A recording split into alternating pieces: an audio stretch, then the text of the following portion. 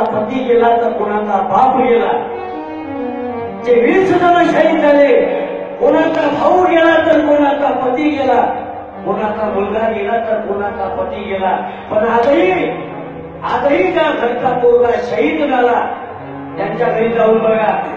10-12 वर्षाचे लेकर असतील तर सहज म्हणून त्यांच्या घरच्या प्रत्येक मेंबरला, कोणीही मेंबरला हा प्रश्न विचारून बघा की या मुलाला तुम्हाला मोठं झाल्यावर कोणत्या नोकरीवर लावायचंय. सेकंदही लागणार नाही. सेकंद प्रत्येकाच्या तोंडातलं एकच उत्तर असेल की याला मोठं झाल्यावर मिळती करायचंय. गाड्यावरच्या परिवारासाठी. कारण एवढं सोपं काम नसते. अरे मी एक शेर वाचला आता, जिंदगी उसी को आजमाती है जो हर मोड़ पर चलना जानते है. हा शेर त्या परिवारासाठी, सैनिकांच्या. जिंदगी उसी को आजमाती है जो हर मोड़ पर चलना जानते हैं. कुछ पाकर तो हर कोई मुस्कुराता है, कुछ पाकर तो हर कोई मुस्कुराता है. जिंदगी उनकी होती है जो सब कुछ खोकर भी मुस्कुराना जानते हैं.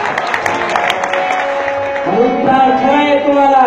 म्हणून महाराज त्यावेळेस आवाज दिला होता की अरे तैयार हो जाओ, जमाने का पुकारा है. अरे तैयार हो जाओ, अरे तैयार हो जाओ, जमाने का पुकारा है. अरे तैयार हो जाओ.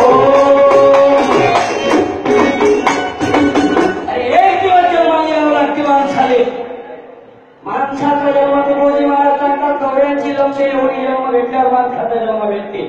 एवढं सोपं नाही माणसाचा जन्म भेटणं. माणूस मेल्यावर किती तास ठेवतात तुमच्या गावात? बोला पण बोलत जा. अरे सुंदीची औषध किती काय? 10-12 तास. 10-12 तास. आता ते शीतपेटी निघाली. 12 तास शरीर अकळत नाही, तसंच राहते. शीतपेटी थंड राहील. 12 तास तुमच्या गावात आखरी 12 तास बघू आपण. याच्यापेक्षा जास्त ठेवल्या जाते काय? आमच्या गावात कसं नाही. क्वालिटी बघू, जास्त पैसा मुक्कामी आणते. 4-5 मजले मिरवणूक असं आहे काय? बाबूची चौकट करून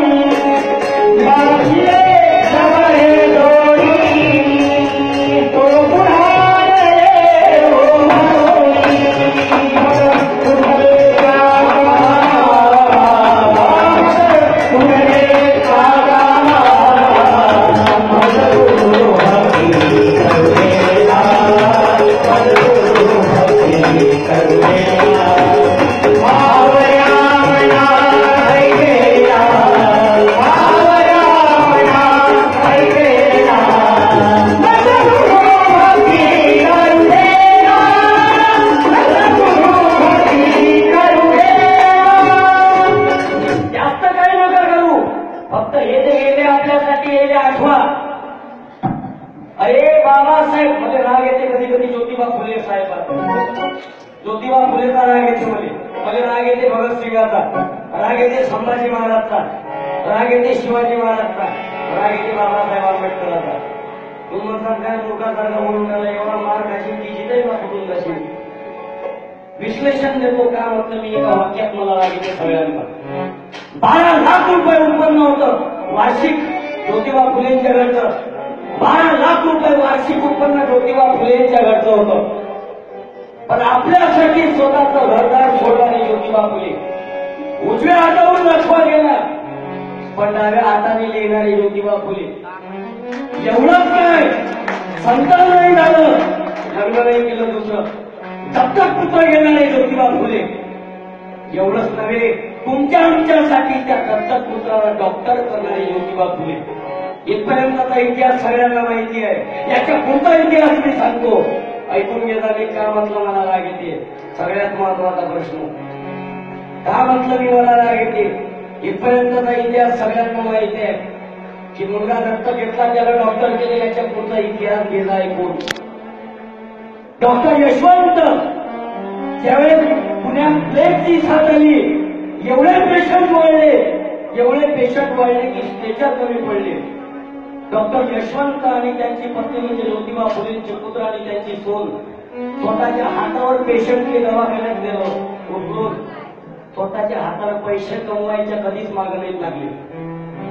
परिस्थिती एवढी बिकट आली की सलग 8 दिवस अनाज खायला नव्हतं.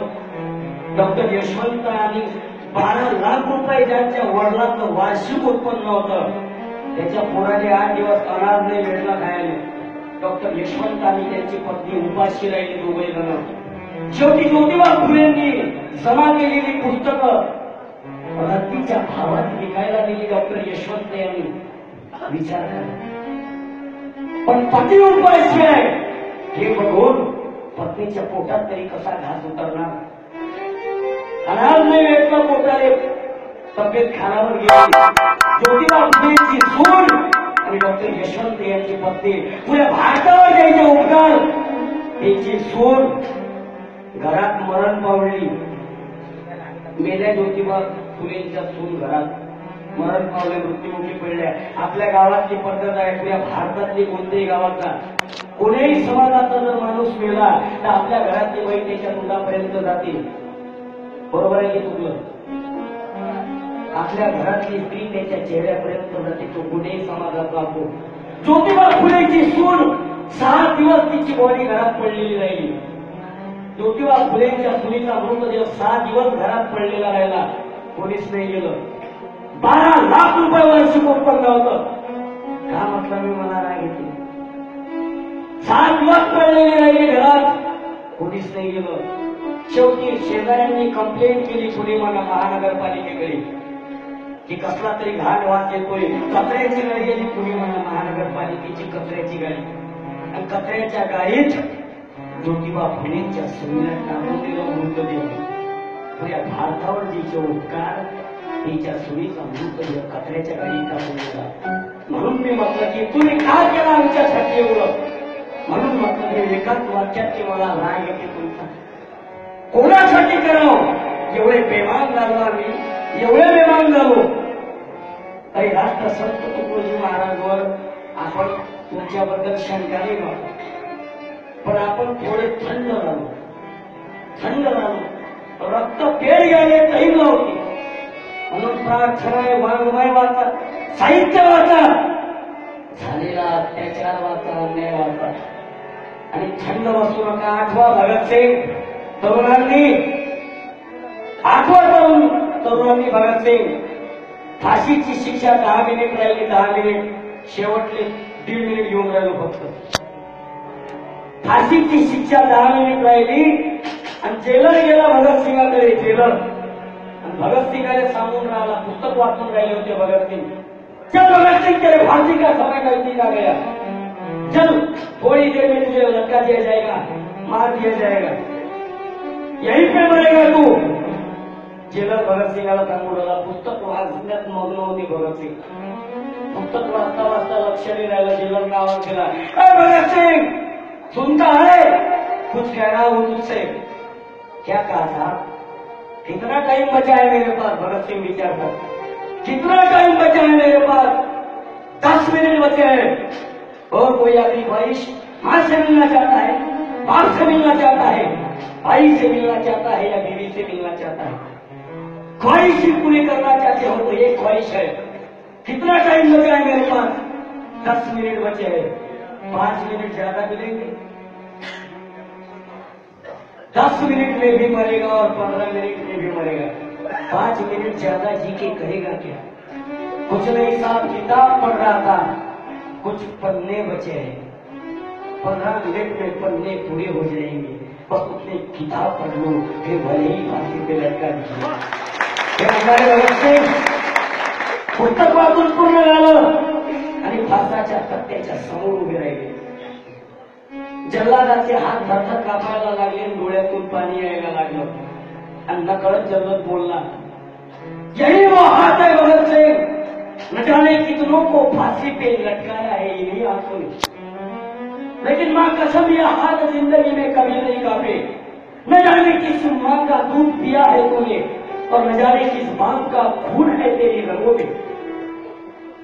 हाथ कांपे ही जा रहे हैं और आंखों से आंसू रुकने का नाम नहीं ले रहे हैं। ये अधिकार तो मेरे पास नहीं है, फिर भी बेटा समझ के पूछने की हिम्मत करता हूं। बोल कोई आखिरी ख्वाहिश है? जल्लाद विचार को भगत सिंह म्हणतात आखिरी ख्वाहिश से पूरी करना चाहते हो तो चेहरे पर का नकाब हटा दो। नकाब पहन के भगत सिंह सूली पे नहीं चढ़ना चाहता। भगत सिंह का आवाज दिलाओ कि मेरा रंग दे बसंती चोला, मेरा रंग दे बसंती चोला, मेरा रंग दे, मेरा रंग दे, मेरा रंग दे बसंती चोला, मेरा रंग दे बसंती चोला, मेरा रंग दे बसंती चोला, मेरा रंग दे बसंती चोला, मेरा रंग दे बसंती चोला। अरे ये वो चोला है कि जिसपे रंग चढ़े ना तुझा, हमने तो बचपन से की थी इस दूल्हे की पूजा, कल तक जो चिंगारी थी वो आज बन गई चोला। बोला पर सगळे रंग मेरा रंग दे बसंती चोला, मेरा रंग दे बसंती चोला, मेरा रंग दे बसंती चोला, मेरा रंग दे बसंती चोला। आता आवाज देणार मला भाऊ आनंद व्यक्त करतो की तो बोर्ड लागलेला आहे, कोणी हल्ल्यात शहीद झालेले आहे, आदरांजली एकदा जोरात आवाज द्या फक्त बोलो भारत माता की जय। काय राहते याने म्हणतात आवाज भाऊ सत्यपाल महाराज, संदीपपाल महाराज, सर्व सप्त खंजीरीवाले रविदांना कळतकर सगळ्या मान्यवरांचे धन्यवाद देतो। लाभलेले शब्द इथंच थांबवतो। चुकलं असेल, काही चुकलं असेल तर मला सांगायला येतात, कारण मी हे कधीच म्हणत नाही की मला पदरात घ्या माफ करा। तुमचं लेकरू चुकलं तुम्ही जर सांगितलं तर चूक सुधारण्याचा प्रयत्न करेल, म्हणून चुकलं तर सांगा, माफ नका करू।